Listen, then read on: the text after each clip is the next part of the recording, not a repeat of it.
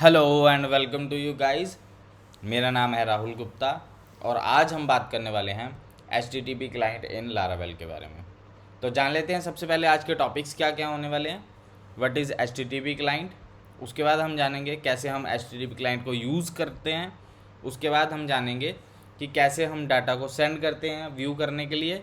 उसके बाद हम जानेंगे कि कैसे हम उस डाटा को एक HTML टेबल के अंदर डिस्प्ले करवाएंगे।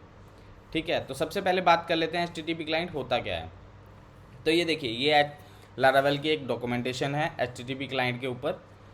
तो बेसिकली क्या करते हैं हम इसके अंदर, हमें जब भी कोई API से डाटा फेच करना होता है यानी कि गेट करना होता है अपने लारावेल एप्लीकेशन के अंदर, तो उसके लिए हम HTTP क्लाइंट को यूज़ करते हैं।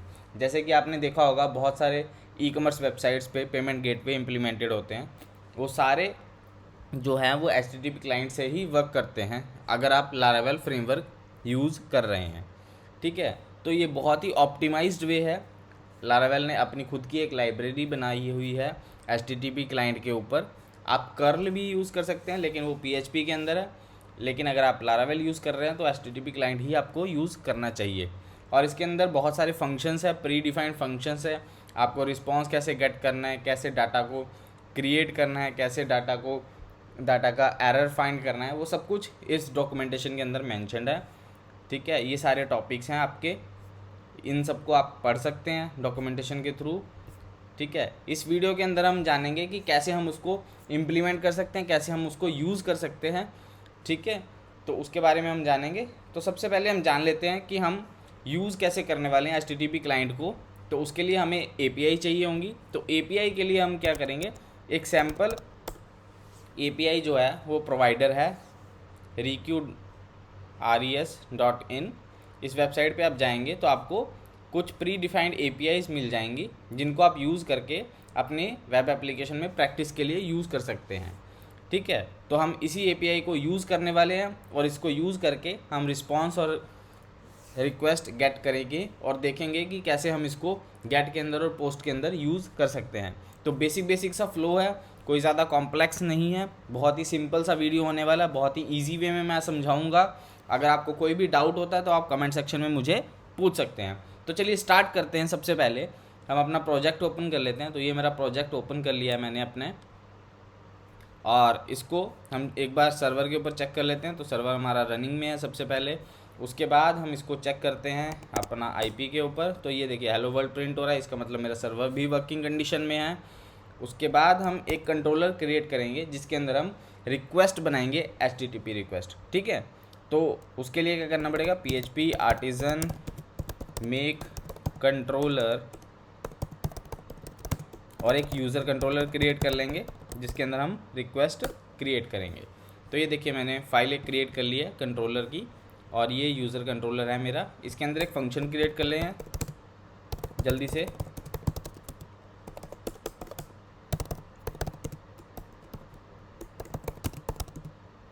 This is user controller. ठीक है, और इसका एक राउट भी क्रिएट कर लेते हैं। राउट के अंदर जाके वेब के अंदर गेट, और इसका राउट का नाम रख दूंगा मैं यूज़र, और यूज़र कंट्रोलर को इंपोर्ट कर लेंगे। Scope resolution class index. ठीक है, तो ये मैंने एक राउट क्रिएट कर लिया यूज़र नाम से जो इस फंक्शन को कॉल करेगा। एक बार ब्राउज़र के अंदर रन करके इसको चेक भी कर लेते हैं। तो यूज़र को मैंने चेक कर लिया, दिस इज़ यूज़र कंट्रोलर। अब हम कौन सी API को यूज़ करने वाले हैं उसको एक बार देख लेते हैं। तो ये लिस्ट यूज़र्स की API है जिसको हम यूज़ करने वाले हैं। तो इसको मैं क्लिक करके ओपन इन न्यू टैब कर लेता हूँ और चेक कर लेते हैं। और यहाँ पे पेज 1, पहले पेज का ही हम डाटा गेट करेंगे। इसको प्रीटी प्रिंट कर देता हूँ ताकि आपको डाटा डिस्प्ले हो जाए। देखिए इसके अंदर हमारे पास पेज है, पर पेज है, टोटल पेजेस है और डाटा है। तो हम इस डाटा के एरे को हम यूज़ करने वाले हैं, उसके लिए रिक्वेस्ट जनरेट करेंगे हम HTTP क्लाइंट के थ्रू।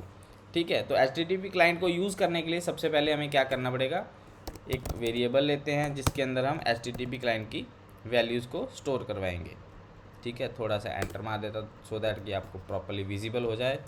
तो ये देखिए HTTP, ठीक है, HTTP 3H, okay, HTTP enter किया। तो इसने क्या किया, क्लास को इंपोर्ट कर दिया इल्यूमिनेट सपोर्ट फसाड HTTP। ठीक है, तो इस नेम स्पेस को यूज़ करेंगे और इसको हम फंक्शन को गेट के अंदर कॉल करेंगे। तो गेट क्यों लिखा है मैंने वो भी बता देता हूँ, क्योंकि जो ये API है ये गेट मेथड के अंदर है, इसलिए मैंने इसको गेट के लिए यूज़ किया है। तो कुछ नहीं करना है, बस इस URL को कॉपी करना है और इसको यहाँ पे पेस्ट कर देंगे। तो ये देखिए मैंने यहाँ पे पेस्ट कर दिया है। अब इसको डाटा को रिटर्न कर देता हूँ सो दैट कि आपको डाटा विजिबल हो जाए स्क्रीन के ऊपर।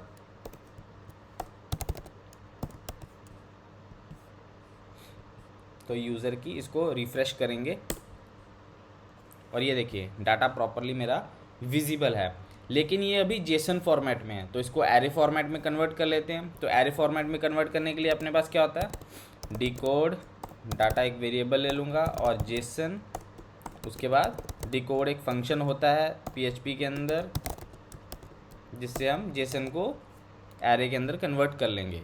तो अब देखिए इसको मैं डाटा की जगह डिकोड डाटा कर देता हूँ और चेक करते हैं इस डाटा को। तो ये देखिए ये मेरा सेम इस वे में डिस्प्ले कर रहा है। अभी मैं इसको प्रीटी प्रिंट करता हूँ तो ये देखिए सारा डाटा वैसा का वैसा ही है जो इस URL पे मुझे विजिबल है। तो ये HTTP क्लाइंट का फ़ायदा है कि जो भी डाटा मैं इंपोर्ट करना चाहता हूँ API के थ्रू वो मैं यहाँ पे डिस्प्ले करवा सकता हूँ अपने URL के ऊपर। ठीक है, तो अभी देखिए मेरे पास डाटा वेरिएबल है, तो मुझे डाटा वेरिएबल का डाटा चाहिए। तो ये ऑब्जेक्ट वे में है और ऑब्जेक्ट भी मैं आपको बता देता हूँ। तो ये देखिए अगर हमारा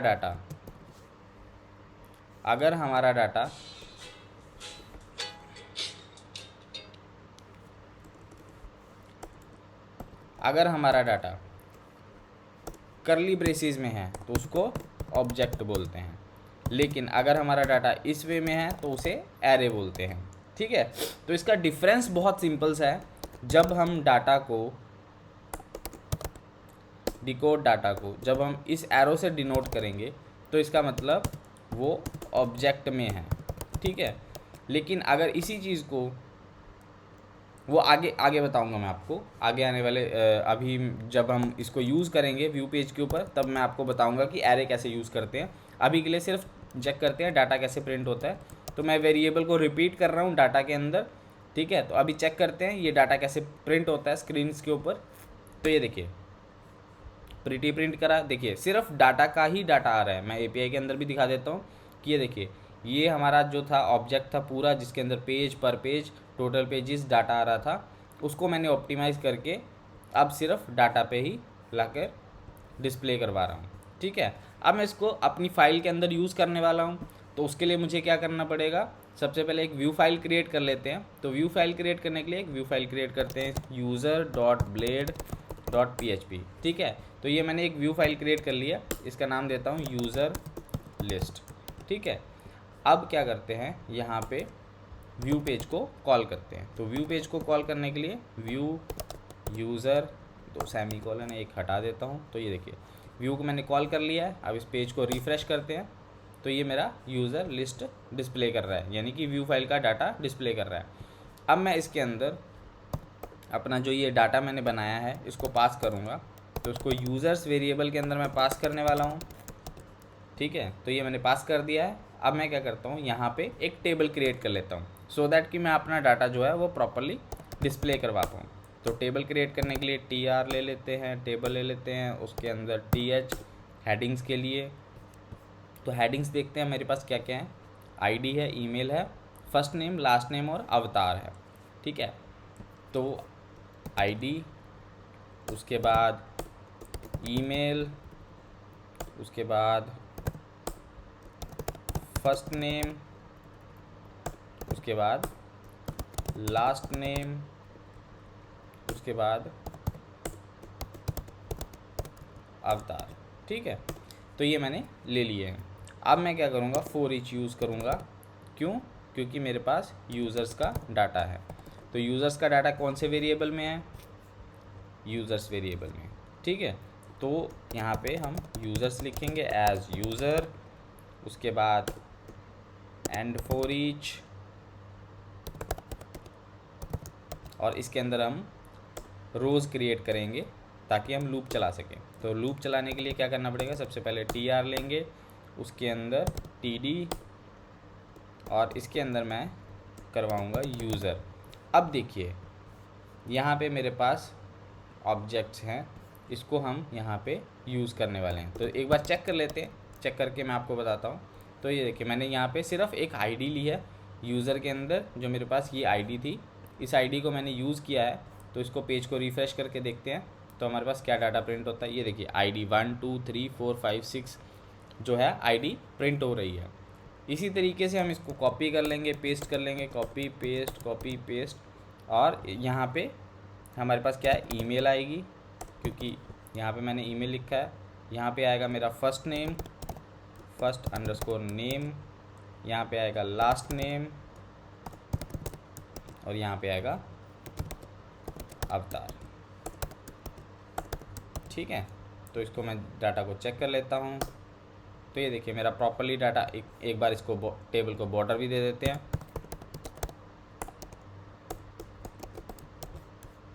तो मैंने बॉर्डर दे दिया है। अब देखिए डाटा प्रॉपरली मेरा डिस्प्ले कर रहा है विदाउट अ इशू। ठीक है, तो ये बहुत ही सिंपल वे है एक डाटा को गेट के अंदर डिस्प्ले करवाना टेबल के अंदर। ठीक है, इसी तरीके से पोस्ट मेथड भी होता है। ठीक है, यहाँ पे हमारे पास पोस्ट मेथड में क्या है, ये क्रिएट की एपीआई है। तो हम इसको क्रिएट करके एक बार चेक कर लेते हैं और इसका आउटपुट चेक कर लेते हैं। लेकिन इसको मैं HTML के अंदर नहीं बनाऊंगा, सिर्फ कंट्रोलर के अंदर बनाऊंगा, ताकि आपको बता सकूं कि पोस्ट मेथड भी बहुत ही सिंपल होता है। पोस्ट मेथड के लिए भी कुछ भी नहीं करना पड़ता है। तो पोस्ट मेथड के लिए एक फंक्शन बना लेते हैं, पब्लिक फंक्शन, और इसका नाम मैं रख देता हूँ क्रिएट यूज़र। ठीक है, तो क्रिएट यूज़र के अंदर हम क्या करेंगे, हम पोस्ट मेथड को यूज़ कर लेंगे। तो इसके लिए मैं एक राउट भी क्रिएट कर देता हूँ। तो राउट मैं गेट मेथड में ही क्रिएट करूँगा, गेट क्रिएट यूज़र, और कंट्रोलर कौन सा है, यूज़र कंट्रोलर, और उसके अंदर हम कॉल कर रहे हैं क्रिएट यूज़र को। ठीक है, तो ये मैंने फंक्शन क्रिएट करा है क्रिएट यूज़र नाम से। इसके अंदर हम पोस्ट के अंदर डाटा को भेजेंगे। ठीक है, रिक्वेस्ट करेंगे और चेक करेंगे कि उसका रिस्पांस कैसे आता है। तो उसके लिए क्या करना है, उसके लिए कुछ भी नहीं करना है, एक वेरिएबल ले लेंगे डाटा नाम से। ठीक है, उसके अंदर HTTP क्लाइंट तो हमने यूज़ करा ही है, और उसके साथ ले लेंगे पोस्ट। अब पोस्ट के अंदर हमारे पास क्या क्या वेरिएबल्स होते हैं, यानी कि पैरामीटर्स क्या होते हैं। तो सबसे पहले आता है हमारा URL, उसके बाद आता है हमारा डाटा। तो डाटा क्या होगा, तो देखिए सबसे पहले हमारा है URL। तो URL जो है वो हमारा है API रिक्वेस्ट यूज़र्स नाम से। ठीक है, तो यहाँ पे मैं यूज़र्स मेंशन कर दूँगा, और डाटा के अंदर हमारे पास जो है वो एरे के अंदर रहेगा। तो एरे के अंदर हमारे पास क्या है, सबसे पहला नेम है, तो यहाँ पे नेम मेंशन कर देंगे, एरो फंक्शन, और नाम लिख देता हूँ राहुल। और उसके बाद दूसरा क्या है हमारे पास, जॉब। तो जॉब के लिए भी मैं डाल देता हूँ एरो डेवलपर। ठीक है, तो ये मैंने एरे के अंदर ये डाटा पास कर दिया है।